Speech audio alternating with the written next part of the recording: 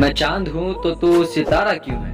मैं चांद हूँ तो तू सितारा क्यों है? मैं समंदर हूँ तो तू किनारा क्यों है? मैं चांद हूँ तो तू सितारा क्यों है? मैं समंदर हूँ तो तू किनारा क्यों है? और अक्सर मेरी माँ पूछती है मुझसे, और अक्सर मेरी माँ पूछती है मुझसे कि बेटा तू शरीफ है, कि बेटा तू शरीफ है तो तेरे दोस्त आवारा क्यों है?